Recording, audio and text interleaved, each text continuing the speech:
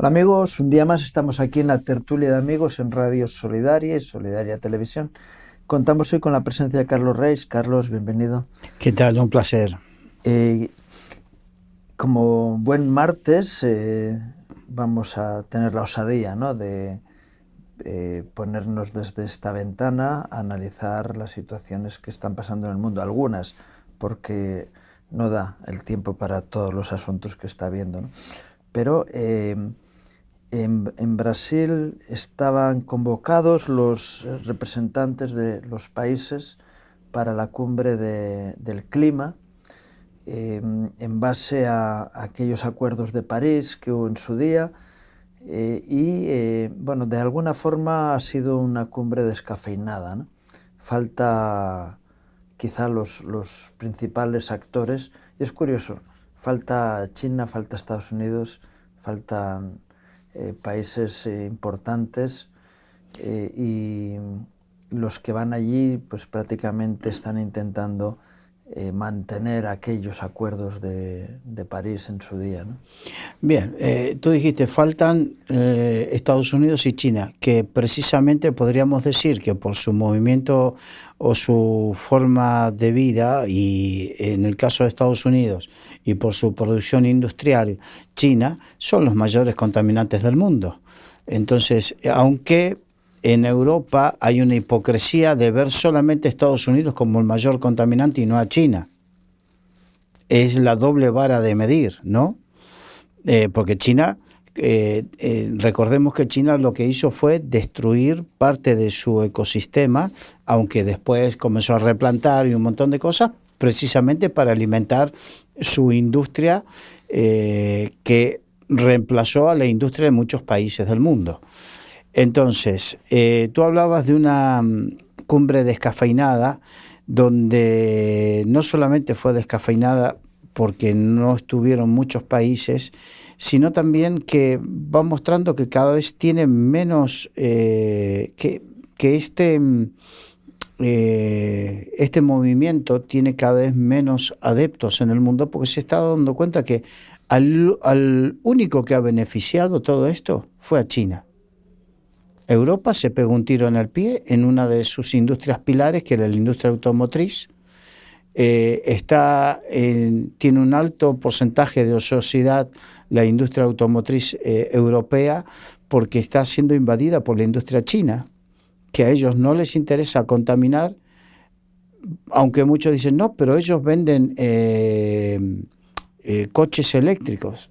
Y los coches eléctricos, está comprobado que la huella de carbono de un coche eléctrico desde su construcción a su reciclaje es mayor que la que deja tu coche o el coche diésel que tengo yo.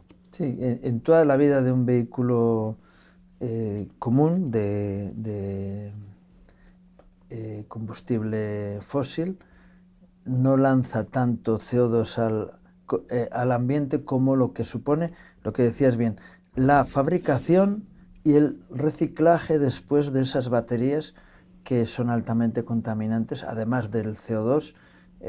Bueno, pues toda esta lucha por las tierras raras y que al final, después de que se quedan obsoletas las baterías, ese contaminante es mucho más contaminante que es decir, hay una grande hipocresía ahí.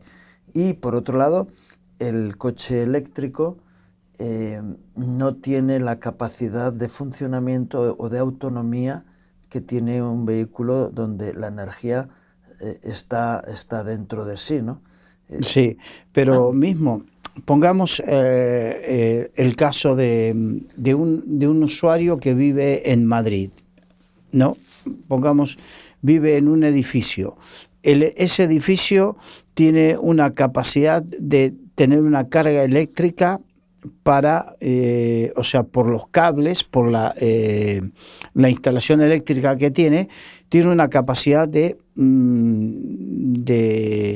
Sí, aunque sean 20 o 100 vehículos. Sí, entonces, esa capacidad eléctrica entre el consumo propio de los hogares, si se le suma por la noche la carga eléctrica de 20, 30 coches o 40 coches, según la cochera que tenga, según el parking que tenga y la capacidad, no va a dar. Hay que recomponer la estructura eléctrica de cada edificio, la distribución eléctrica de cada barrio, de cada ciudad.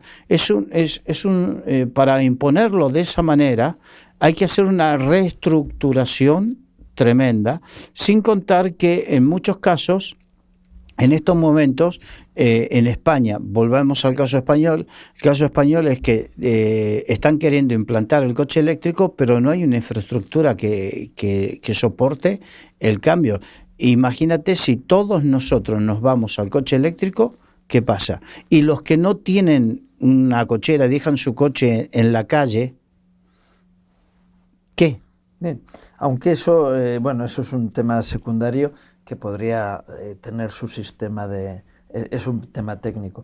El problema está que se está vendiendo como protección de la naturaleza cosas que son falsas, ¿no?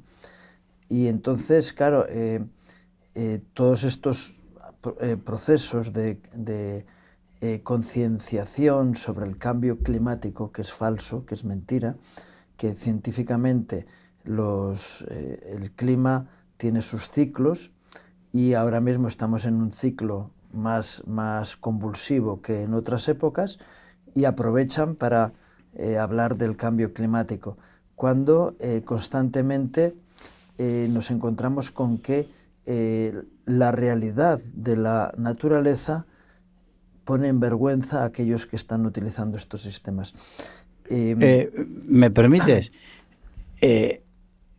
Ha sucedido que un glaciar en Suiza, por este cambio climático, ha dejado descubierto una de las mayores hipocresías de este pensamiento.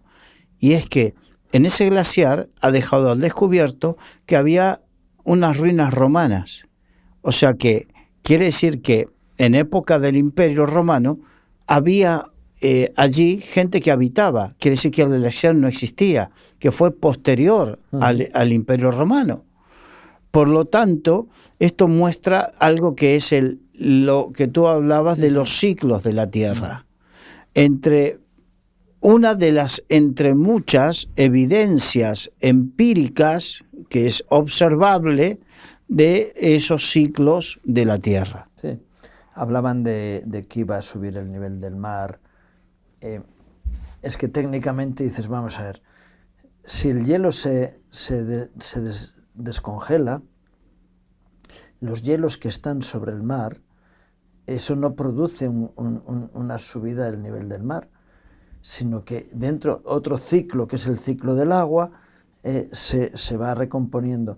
El hielo es verdad que ocupa menos sitio que el agua, pero en la medida en que sube la cantidad de agua en los mares, aumenta el agua que sube al aire, ¿no? Entonces habría más nubes. Y por otro lado, hablando de nubes, vemos constantemente en muchos de los países que van sembrando metales pesados en el cielo para remover las nubes, y algo que luego no controlan bien.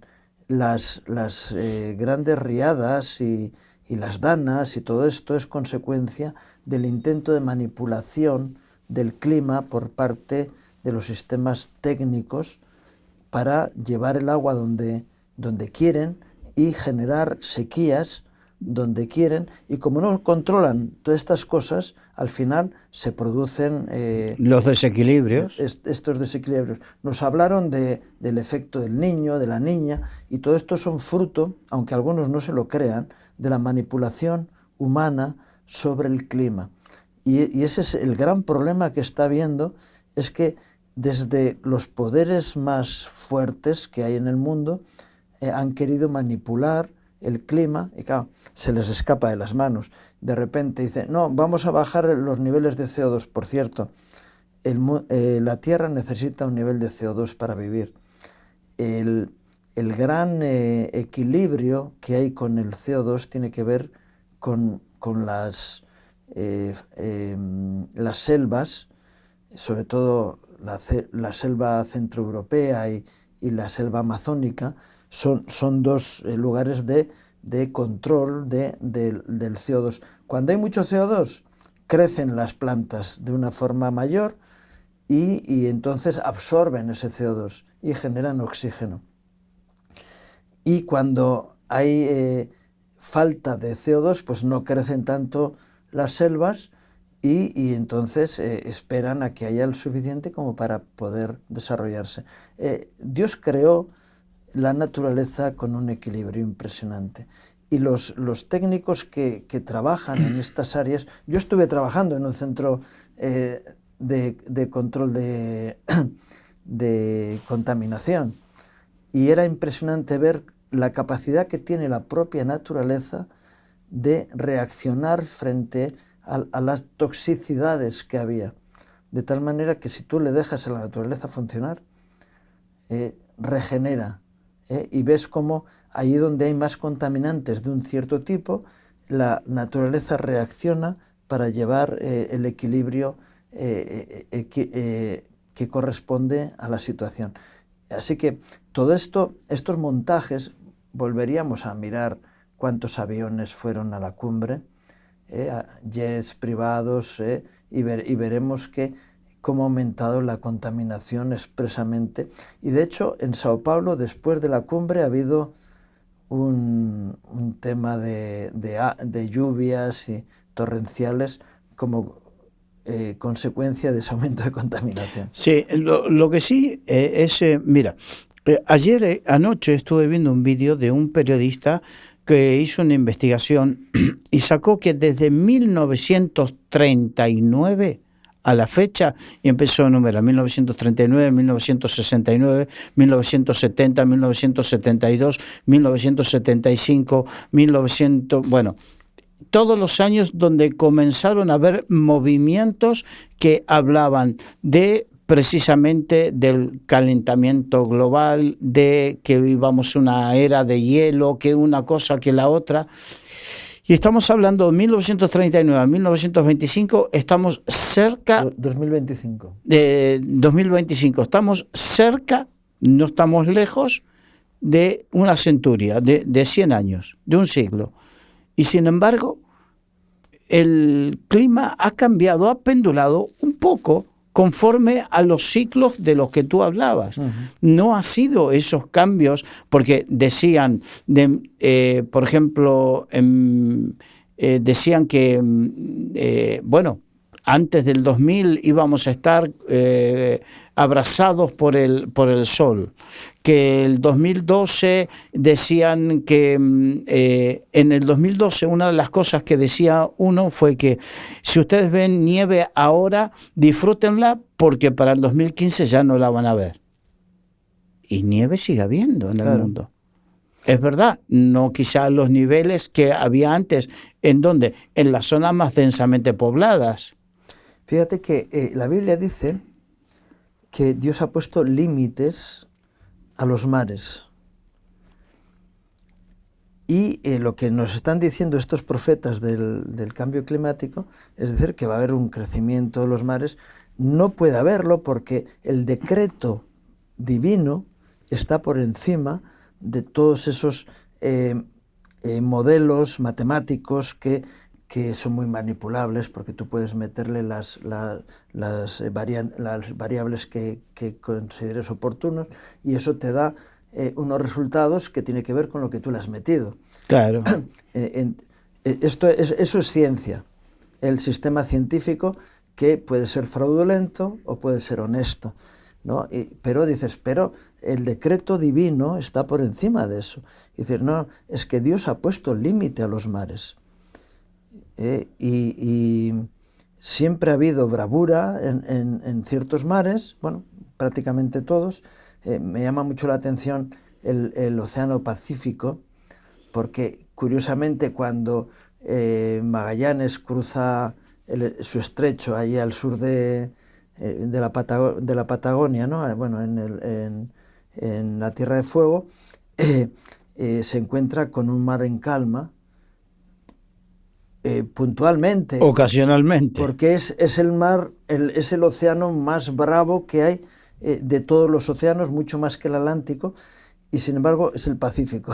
Lo que pasa es que había cruzado una zona muy turbulenta, bueno, aunque pasó por el estrecho que él descubrió, pero claro, toda esa zona sur es muy turbulenta y cuando salió hacia el Océano Pacífico y comenzó a girar hacia el norte, ahí se dio cuenta que las aguas eran más calmas, entonces por eso Pacífico.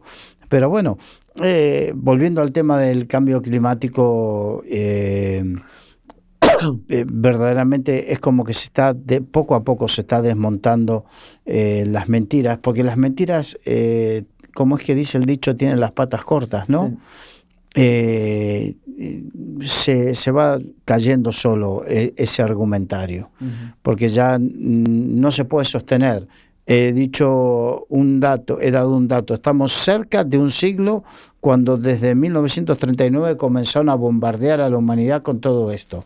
Y verdaderamente todos esos cambios y esas cuestiones no se han visto. Con esto no quiero decir que verdaderamente los hombres no contaminemos y no hagamos barrabasadas como destruir la Amazonia, destruir... No, la Amazonia pueden intentarlo, sí. No hay manera. Es decir, ha habido mucha deforestación, pero la Amazonía crece siendo viva. Sí. Pero independientemente de eso, lo que quiero decir es que es verdad que estamos haciendo daño a la naturaleza, pero no un daño así irreparable y volver a... no me gusta usar la palabra apocalíptico, pero para describirlo como lo dicen, ¿no? Así es. Bueno, después de... Bueno, entre las personas que han estado como figuras principales, aparte de la ONU, por supuesto, que es quien... Siempre ganando, haciendo mérito para desprestigiarse. Pero quizá la persona o el personaje que ha intentado ser más prolijo a favor de esa cumbre ha sido la presidenta de la Comisión Europea, Ursula von der Leyen, ¿no?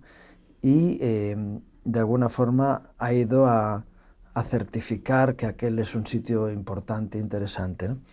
Y lógicamente los presidentes de los países europeos y también el presidente Sánchez. Como no hay problemas en España, pues... No, se fue a... Y seguido desde Brasil han tenido una cumbre del famoso grupo de Puebla. Del comité aquel de Puebla o en San Pablo. O antes fue en Sao Paulo, ¿no?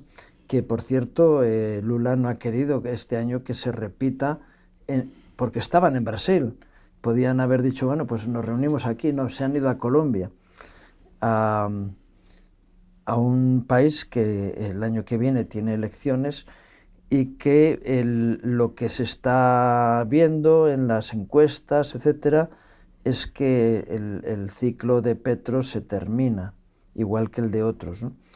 Y vemos que a pesar de todo se juntan allí diciendo somos los mejores, somos buenos, nosotros somos los que llevamos todo adelante, y es algo que se va degenerando continuamente. Hay elecciones en Chile, que las encuestas también dan vencedor a la derecha. Ha habido elecciones en Bolivia, que también es otro que cae del grupo de Puebla, ¿no? Posiblemente Brasil, el año que viene vamos a ver un cambio de gobierno. La verdad es que yo he estado en Brasil hace poco y hemos visto cómo lo que es el sustrato en Brasil es a favor de Bolsonaro, aunque el poder lo tiene el partido de Lula, Partido de los Trabajadores de Brasil. En realidad no son los trabajadores los que gobiernan, sino gente que quizá no ha trabajado nunca, pero también es posible que Brasil cambie de régimen. Noboa en Ecuador, etcétera, etcétera. Vamos viendo cómo todo ese conglomerado de países que estaban utilizando el narcotráfico como medida de poder y que actualmente está perdiendo valor en todos estos países. Pero se juntan en Colombia para mantener un poquito ese espíritu y animarse unos a otros. Yo no sé al final dónde van a acabar todos estos dirigentes, porque de sus países están saliendo una vez que pierden el poder, ¿no? Personalmente creo que habiendo vivido en Latinoamérica, yo soy de allí y sé cuán arraigado está el pensamiento de izquierda en la población. Verdaderamente el caso paradigmático es el caso de Argentina, donde tuvo que haber habido un desastre tan grande socioeconómico en Argentina para que una persona como Milei tenga la oportunidad de buscar cambiar una dinámica tan negativa. Espero que esa dinámica negativa que hay en otros países también haya oportunidad de un cambio, porque una de las cosas que me gustaría aclarar a aquellos que nos están viendo y dicen, ustedes se nota que son de derechas. No, lo que nosotros no somos a favor de ningún tipo de corrupción. Estamos hablando de que los cambios que puedan llegar a haber, si no hay corrupción, nosotros salvaremos bien, pero si hay corrupción y hay cosas malas, hablaremos mal, sea derecha, sea izquierda o medio pensionista. Eso es... Sí. El problema es que hay gente digna y gente indigna, y que luego los medios de comunicación muchas veces están hablando mentiras porque quieren crear una imagen que es falsa y de alguna manera este cambio de paradigma en cuanto a la información que ahora funciona a través de las redes ha hundido muchas estrategias de aparentar una cosa que es diferente. Sí. Hablabas de Argentina. Sí, pero permíteme, Ramón, disculpa porque tú hablaste de algo muy importante justo en esta semana, que ha tenido que dimitir 2 directivos muy importantes de uno de los mayores medios de comunicación del mundo, que es la BBC, donde el director ejecutivo y la jefa de informativos han tenido que dimitir porque se descubrió, y ellos han tenido que admitirlo, que han manipulado un mensaje de Donald Trump haciéndole pasar como que él incitaba a un movimiento anticívico y antidemocrático, y cuando no fue así. Cuando fue lo del asalto al Capitolio, no sé si todo el mundo se acuerda. Entonces, que hubo un mensaje manipulado de Donald Trump y que Donald Trump no lo había dicho, y ahora, años después, estoy hablando casi 5 o 6 años después, ha salido a la luz, y los directivos de un medio de comunicación, tú hablabas de medio de comunicación que manipulan, estamos hablando de medio de comunicación importantísimo a nivel mundial que han manipulado.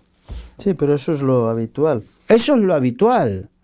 Nos encontramos con ese problema porque esos medios pertenecen a unos dueños que quieren tener a la gente no en la verdad que trae libertad, sino en la mentira, que lo que hace que la gente esté atada. Sí, sin contar un periodista que en sede judicial, en un juicio, habla de su dilema moral para defender, tu dilema moral, que es respetable, trátalo con tu psicólogo, trátalo con, si es profesa fe, con el ministro de la fe que profeses. Sí, con el director espiritual que tengas. Exacto. Pero en sede, ante un juez, no hables de tu dilema moral, sino que hablas de los hechos concretos. Habla verdad.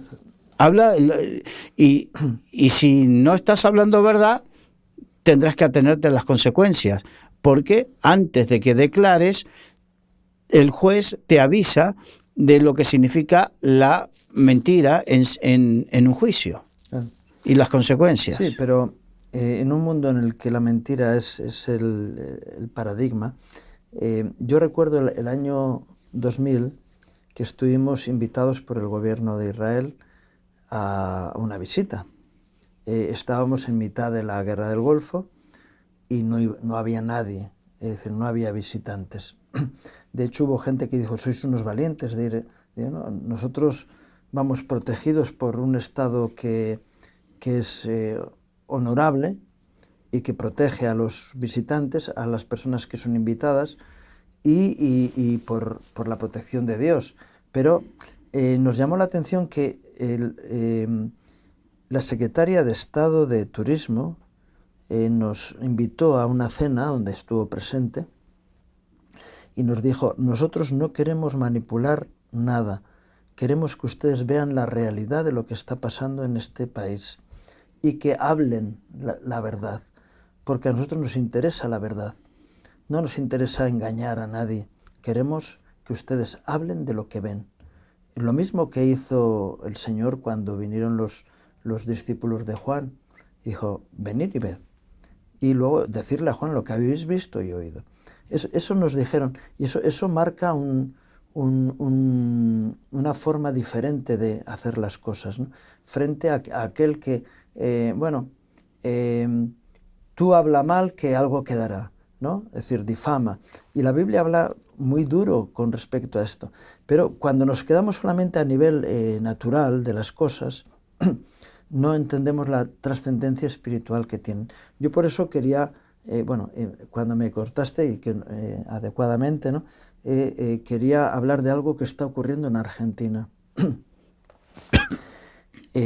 Esta semana ha estado Franklin Graham y él visitó fue recibido por el presidente Milei y unos días antes había estado un grupo de pastores también con Milei. Y es algo que no ha trascendido, pero que tenemos conocimiento de cómo el presidente Milei está quebrantado buscando dirección de Dios para su vida. Hace cosa de mes y medio yo estuve con un dirigente del gobierno argentino, que es el secretario de culto, y él es un hombre de fe, y él me decía, mira, la única forma de cambiar la realidad de Argentina es con guerra espiritual. Y está viéndola. Eso es lo que ha cambiado el hecho de la realidad de Argentina, una realidad en Argentina de 80 años de peronismo, con un par de paréntesis intermedios, con una dictadura, con varias situaciones, pero siempre con el sustrato del sistema peronista, que ha sido un sistema de engaño a la población, dándoles esperanzas y llevándoles a la ruina vez tras vez, vez tras vez. Un país que era lo más rico del mundo se ha convertido en un lugar de pobreza. Y eso ahora va a cambiar porque hay un cambio en el ambiente espiritual del país. Y esto está ocurriendo en algún país más. Yo por eso decía lo de Brasil. Hay países que, si la Iglesia en Colombia despierta, en Colombia van a cambiar las cosas. No, como decías tú, no que sea de derechas o de izquierdas. No, es justicia, paz, respeto mutuo, honorabilidad en los países. Y verdad, porque yo creo, y en esto tenemos que ser muy conscientes, la mentira, la palabra diablo significa padre de mentiras. O sea, cuando aceptamos la mentira, estamos aceptando al padre de la mentira que tenga injerencia en nuestras vidas, en nuestro entorno. Por eso es tan importante. Y quizás hay alguno que se ofenda, pero nosotros hemos aceptado y la mentira en los políticos aquí en España de una manera tan mal y la hemos naturalizado. Y hay algunos que hasta, que hasta la justifican de una u otra manera, que no puede ser. La mentira es el hecho de en querer engañar. Ujú. Y si alguien te quiere engañar, no quiere nada bueno para ti. Sí, la Biblia dice que ninguna verdad viene a través de la mentira. Es decir, nunca vas a tener algo positivo cuando los argumentos que se dan son falsos. ¿Por qué? Porque estás creando una ilusión que no es cierta, y entonces va a haber una frustración tarde o temprano. Cuando las cosas, que también la Biblia lo dice, no hay nada oculto que no salga a la luz, y por eso estamos viviendo una época en la que cada día saltan noticias, en España en concreto, que son más fuertes que la anterior, de la pobredumbre que hay en la sociedad. Y muchas veces nos encontramos con gente corrupta tanto en la izquierda como en la derecha. Sí, no cabe ninguna duda. Porque son personas que se han aprovechado de su lugar de poder. Yo el otro día estuve en un acto, ¿no? Y me dieron la oportunidad de dar un saludo, y yo les hablé de corrupción. Está aceptado como un dicho común que el poder corrompe. Y es mentira. Lo que corrompe es un corazón corrupto. Cuando hay corazones corruptos, están abiertos a ser corrompidos. Yo recuerdo que se hablaba, ¿no?, de que todo ser humano tiene su precio. Basta con ir poniendo ceros. Algunos se corrompe con 10, otro con 100, otro con 1000, otro con 10.000, otro con 100.000, otro con 1.000.000. Dice, basta con ir poniendo más ceros hasta que llega el momento de tu corrupción. Y no, hay personas que son incorruptibles, y a lo largo de la historia ha habido personas que han estado dispuestos a morir antes que a mentir. Personas que han estado dispuestas a dar su vida por lo que es honesto y lo que tiene buen nombre. Bueno, el principal exponente de esa realidad es el propio Jesucristo, ¿no? Pero luego muchos de sus discípulos dieron su vida a lo largo de los siglos, de los 20 siglos de cristianismo, por esa honorabilidad. Entonces hay personas, ¿por qué? Porque dicen, no, el precio más alto que se podía haber pagado por mí ya lo pagó alguien, que es Jesús con su sangre. Entonces son gente incorruptible. A mí me llama la atención cuando se habla de cuerpos incorruptibles, ¿no?, de los santos que su cuerpo nos ha corrompido, porque la palabra dice que el justo no verá corrupción. Entonces dicen, no, hay cuerpos que fueron embalsamados, y entonces se trabajó para que no se corrompieran en su momento, y entonces están ahí. Es decir, porque hubo un tratamiento químico sobre ellos, ¿no? Pero lo que realmente se puede corromper o no corromper es el corazón.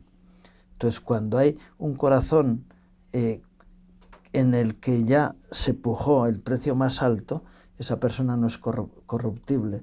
Y qué bueno que haya personas no corruptibles, y que deberíamos de buscar, promover y apoyar a personas con una dignidad. Y yo por eso, cuando se habla del presidente Milei, él está proclamando a Dios en su vida y está buscando, igual que otro denostado que es Bukele,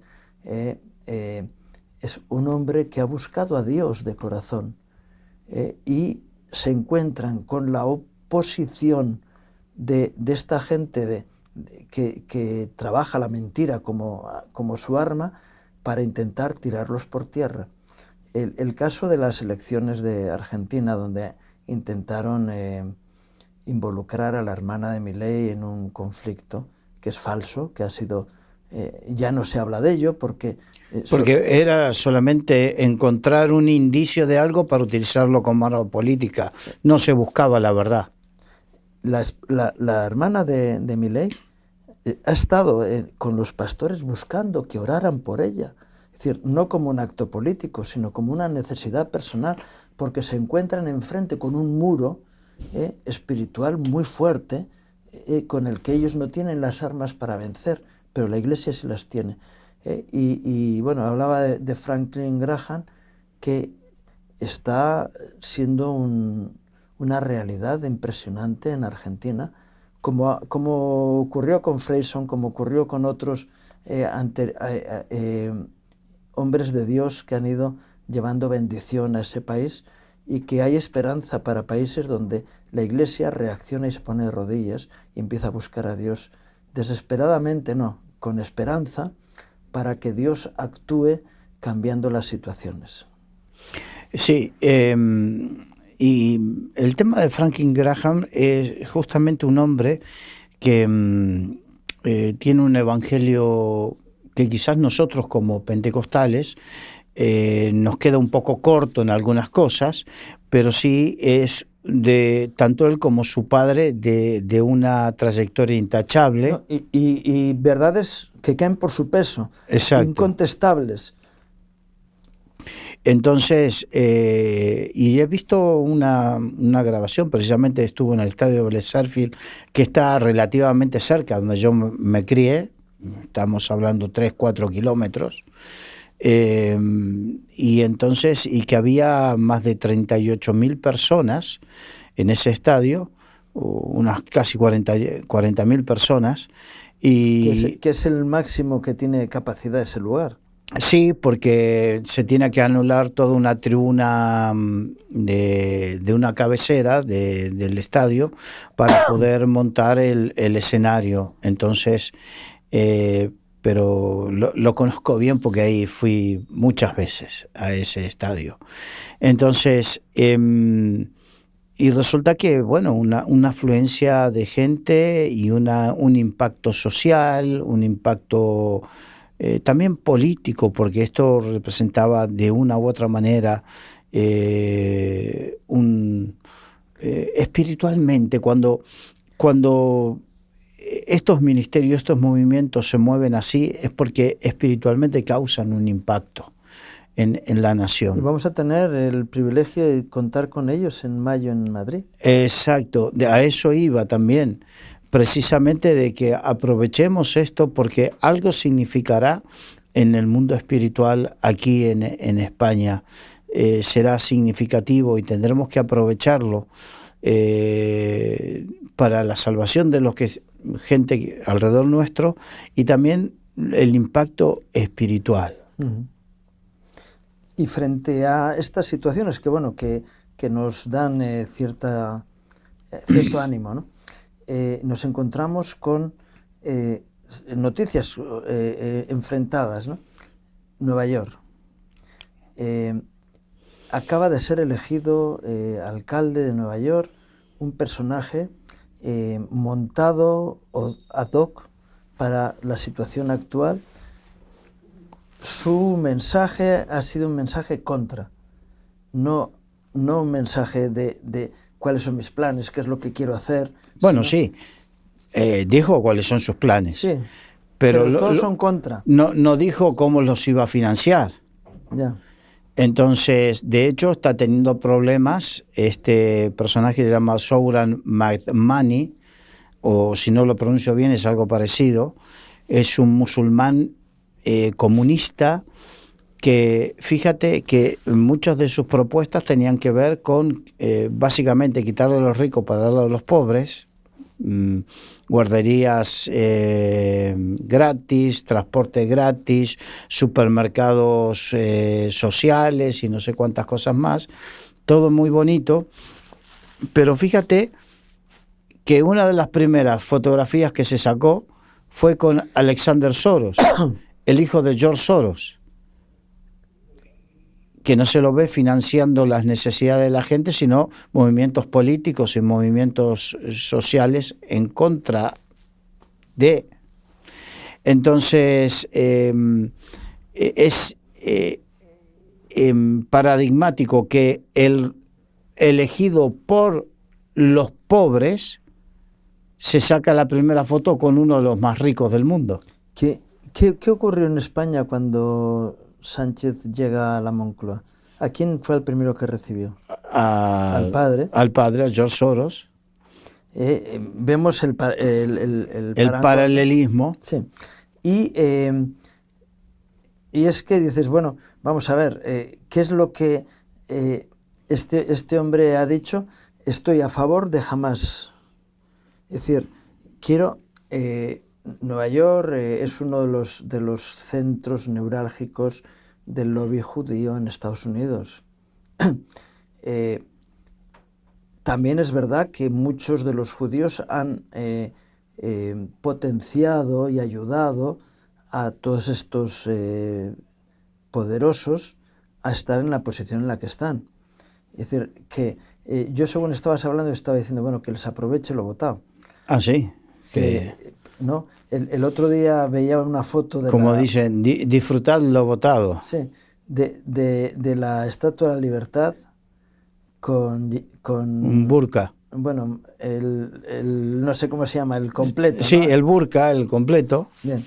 Y decía, la Estatua de la Libertad, que fue, bueno, también es algo, es un monumento masónico de la francmasonería que puso en Nueva York su sello, porque el original de la Estatua de la Libertad está en París. Es una estatua pequeña, relativamente pequeña, es un poco más grande que el tamaño de una persona, pero es una estatua pequeña.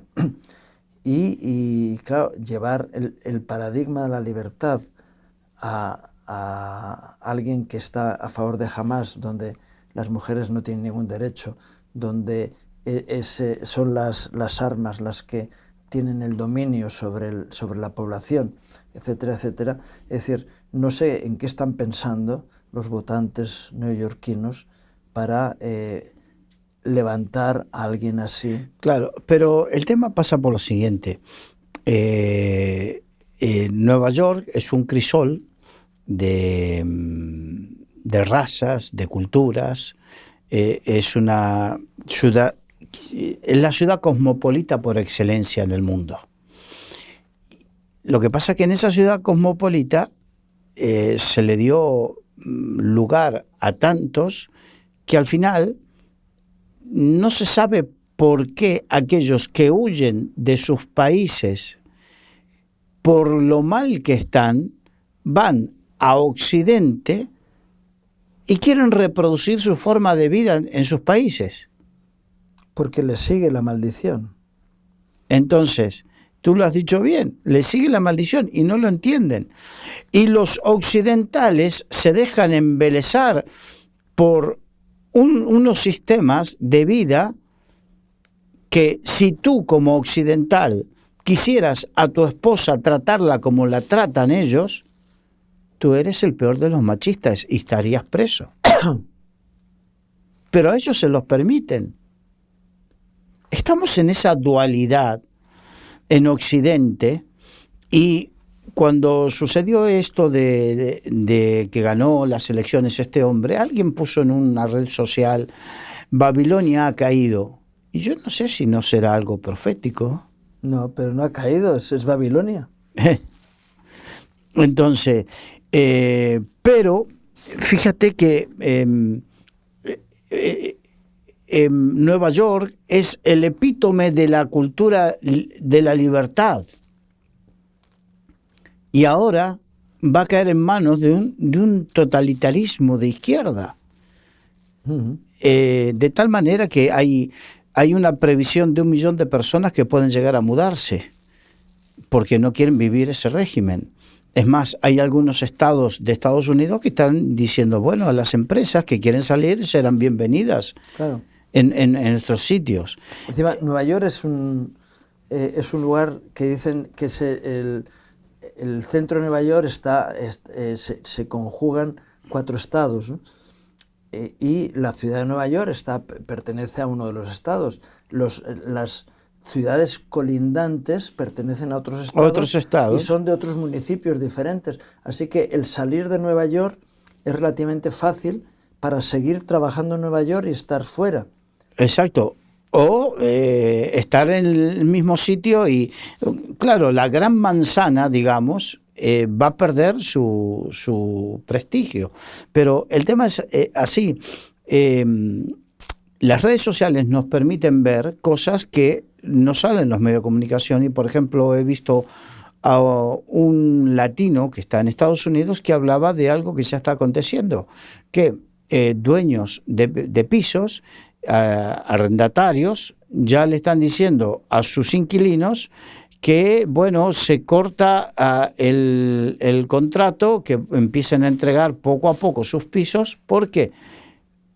Porque ante la incertidumbre, porque una de las cosas que trajo en su plan de gobierno es el abaratamiento de los alquileres. ¿Y cómo vas a abaratar los alquileres si no manejas las otras variables de la economía? Porque si yo soy dueño de un piso y me sale más caro tenerlo alquilado que cerrado, ¿no? que cerrado, obviamente, blanco y en botella. Entonces, hay gente que ante esa incertidumbre lo que está haciendo es, porque si tú no puedes después librarte de ese inquilino que no te va a generar lo que tú necesitas, lo que están haciendo es precisamente ya avisar de que se finalizan los contratos. El otro día escuché algo que yo perdona, sí. Porque todos esos brindis al sol de decir libremente vamos a hacer esto, trae consecuencias. Claro. Algo que escuché sobre Nueva York que no conocía y que la mayoría de la gente no conoce. Después del crack del 29 en Estados Unidos, Nueva York se convirtió en un lugar denigrante, donde estas avenidas tan importantes como la Quinta Avenida y todo esto eran zonas de delincuencia, y donde los grupos de mafiosos y tal estaban campando a sus anchas, y donde no había seguridad de ningún tipo. Y hubo un industrial, un loco que se plantó allí, que era natural de Nueva York, que empezó a regenerar las situaciones, y es un señor que ahora está ocupando la presidencia de los Estados Unidos. Y él cambió la ciudad de Nueva York con otros que le ayudaron, y apostó por una ciudad que estaba denigrada. Claro, eso es lo que le supuso el tener tantos beneficios, ¿no? Porque tuvo una visión de cambiar la situación, y como por ejemplo Broadway, que era una zona muy peligrosa, empezaron a entrar los diferentes grupos de teatro, de cultura, y fue cambiando la ciudad. El Madison Square Garden, todas estas cosas son fruto de un grupo de industriales que luchó por sacar esa ciudad adelante. Y ahora están queriendo quitar de en medio a aquellos que hicieron de Nueva York la ciudad que llegó a ser, ¿no? Y es tremendo encontrarnos con este tipo de cosas que muchas veces no se hablan, sino que dice, oh, qué bueno, ¿ves? El país de las oportunidades, donde alguien que fíjate, es a favor de Hamas, mañana vamos a encontrarnos con un sistema, no lo van a poder hacer porque Estados Unidos es mucho más fuerte que todo eso, pero van a poder pretender que Nueva York se convierta en un segundo Gaza. Sí, pero ¿sabes? Hace unos 20 años, cuando estuve en Francia, en Marsella, resulta que precisamente en estos días me encontré con quien me alojó en esos momentos en Marsella, y me contaban, y vi en Marsella, que la ciudad de Marsella eran todos argelinos, marroquíes, y que dominaba toda esa cultura. Los franceses habían sido desplazados y se desplazaron a las afueras de Francia o a otras ciudades, pero franceses no había. Y las mafias se hicieron cargo de la ciudad, si es así, Marsella es así. Sí, Entonces, cuando sucedió esto, me parece que en Nueva York estamos a punto de ver eso. Estamos a punto de ver eso, donde los norteamericanos, donde la gente importante, en la medida que comiencen a fastidiarlo, ellos tienen capacidad de moverse hacia... estamos hablando de 1 millón de personas. Se estima que 1 millón de personas pueden llegar a trasladarse. Hay 8 millones de personas viviendo en Nueva York. Si 1 millón de personas... Y se van los ricos y se quedan los pobres, olvídate. Exacto. Entonces se van los que generan, se van los que producen, se van los que tienen las oportunidades. ¿Y quiénes quedan? La pobre gente. Así que dos sistemas, lo que está ocurriendo en Nueva York y lo que está ocurriendo en Buenos Aires. Yo no sé cuál eliges tú, pero en un sitio están proclamando a un Dios que es justiciero y destructor, donde los países que han adoptado a ese Dios han acabado en pobreza, salvo 4 privilegiados. Vamos a hablar Qatar, Emiratos Árabes, etcétera. Sí, pero Qatar precisamente es el que financia en el mundo muchos de estos movimientos. Claro. Y bueno, Irán es el que más financia, pero también es verdad. Al otro lado, hombres buscando la dignidad de Dios para poder bendecir al pueblo. ¿Con cuál te quedas? Y esa es la pregunta que podemos dejar en el aire porque se nos acaba el tiempo, ¿no? Y me gustaría terminar, que nos puedas dirigir en una oración para hacer el sello del programa de hoy, ¿no? Señor, te damos gracias en esta hora y te pedimos que tú nos ayudes, Señor, a entender. Sí, Señor, a ser entendidos en los tiempos, el tiempo que nos toca vivir, y que sean abiertos los ojos del entendimiento para que podamos, todos los que están en sus casas y nosotros, comprender la realidad espiritual que hay detrás de todos estos movimientos políticos, sociales, que sean abiertos los ojos del entendimiento, Señor, y que podamos entender y comprender, Señor, qué cerca que estamos de tiempos específicos y especiales, Señor. Bendice, Señor, a tu pueblo, que tu gracia acompañe y fortalezca a los debilitados, Señor, y que tú estés abriendo, Señor, los ojos en el nombre de Jesús. Amén. Amén. Y gracias, Carlos, por este tiempo, por las reflexiones que hemos podido tener en este programa, y gracias a ustedes por acompañarnos un día más, deseándoles que Dios traiga gracia y bendición a sus vidas, sus familias, sus trabajos, que Dios les bendiga.